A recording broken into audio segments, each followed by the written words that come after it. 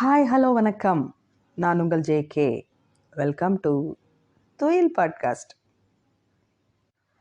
இந்த சந்திரயான் 3 ஒரு செல்ஃபி எடுத்து போட்டிருந்ததே பார்த்தீங்களா? பிபிசி நியூஸில் விஞ்ஞான் பிரச்சார அமைப்பினுடைய முதுநிலை விஞ்ஞானி முனைவர் தாவி வெங்கடேசன் ஒரு ஆர்டிக்கிள் ஒன்று எழுதியிருக்காங்க. அதை உங்க கூட ஷேர் பண்ணலான்னு தான் வந்தேன்.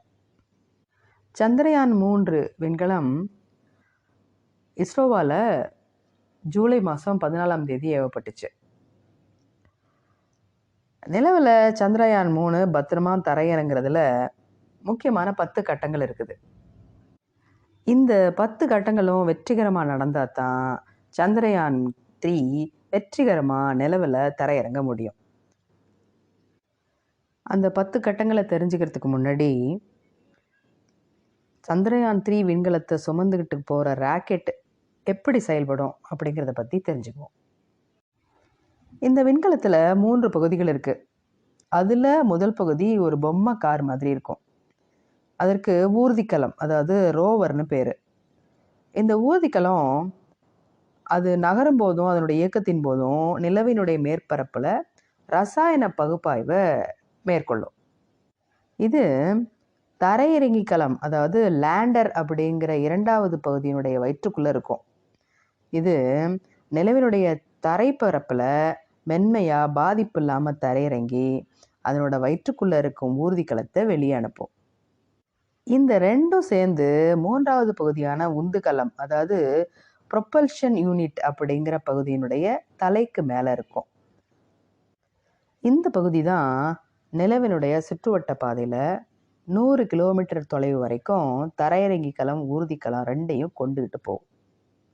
இந்த 3 சேர்ந்தது தான் விண்கலம். இந்த அமைப்பு கொண்ட சந்திரயான் 3 விண்கலம் தான் LVM-3 என்ற ராக்கெட்டினுடைய தலைக்கு மேலே ஒரு கவசம் மாதிரி தெரியும் பகுதியில் வைக்கப்பட்டிருக்கும். உச்சியில் இருக்கிற அந்த கூம்பு மாதிரியான பகுதி திறந்து சந்திரயான் 3 விண்கலம் விண்வெளியை அடைந்த பிறகு வெளியில் வரும். முந்தைய சந்திரயான் விண்கலங்களை சுமந்து சென்ற ராக்கெட்டுகளை GSLV Mark 3 அப்படின்னு பெயர் வச்சுருந்தாங்க. ஆனால் இப்போது சுமந்து சென்ற ராக்கெட்டுக்கு LVM-3 அப்படின்னு பெயர் வச்சுருக்காங்க. இந்த ராக்கெட் 3 அடுக்குகளை கொண்டது. அதன் 2 பக்கமும் 2 தூண்கள் மாதிரி தெரிகிறது S-200 இன்ஜின். அதில் திட எரிபொருள் நிரப்பப்பட்டிருக்கும். 2க்கும் நடுவே பெரிய ஒற்றை தூணாக இருக்கிறது திரவ எரிபொருள் கொண்ட என்ஜின். அதுக்கு பேர் L110. அதுக்கு மேலே தெரிகிற 2 கருப்பு பட்டைகளுக்கு இடையில தான் உறைகுளிர் என்ஜின், அதாவது கிரையோஜெனிக் என்ஜின் இருக்குது. உறைகுளிரில் ஆக்சிஜனும் ஹைட்ரஜன் ரெண்டுமே திரவமாக மாறிடும். இதுதான் அதில் எரிபொருளாக பயன்படுத்தப்படும். அதுக்கு மேலே கவசம் மாதிரி இருக்கிற இடத்துல தான் விண்கலம் இருக்கும். இந்த என்ஜின்கள்லாம் ஒவ்வொன்றா எரிஞ்சு ராக்கெட் விண்வெளிக்கு போகும். முதல்ல திட எரிபொருள் என்ஜின்கள் எரிஞ்சு ராக்கெட்டை மேலே எழும்ப செய்யும். அதோட வேலை முடிஞ்சதும் அது கழண்டு கீழே விழுந்துடும். 2வதாக திரவ எரிபொருள் எரிஞ்சு இன்னும் உயர செல்ல உதவும். அதனோட வேலை முடிஞ்சதும் அதுவும் கழண்டு கீழே விழுந்துடும். இந்த இரண்டினுடைய செயல்பாடும் ராக்கெட்டை விண்வெளிக்கு கொண்டு போகும். அதன் பிறகு விண்வெளியில் உறைகுளிர் என்ஜின் தன்னுடைய வேலையை செய்யும். இந்த செயல்முறைகள் மூலமாக LVM-3 ராக்கெட் பூமியினுடைய தரைப்பரப்பிலிருந்து 170 கிலோமீட்டர் உயரத்திற்கு சந்திரயான் 3 விண்கலத்தை கொண்டு சென்று நிறுத்தும்.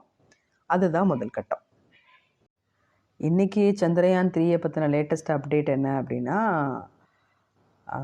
இந்த பக்கம் திரும்பி பூமி ஒரு ஃபோட்டோ எடுத்திருக்கு, அந்த பக்கம் திருப்பி சந்திரன் ஒரு ஃபோட்டோ எடுத்திருக்கு. பார்க்கவே ரொம்ப அற்புதமாகவும் ஆச்சரியமாகவும் இருக்குது. இந்த 10 கட்டங்களில் இன்றைக்கி முதல் கட்டம் பார்த்துருக்கோம்.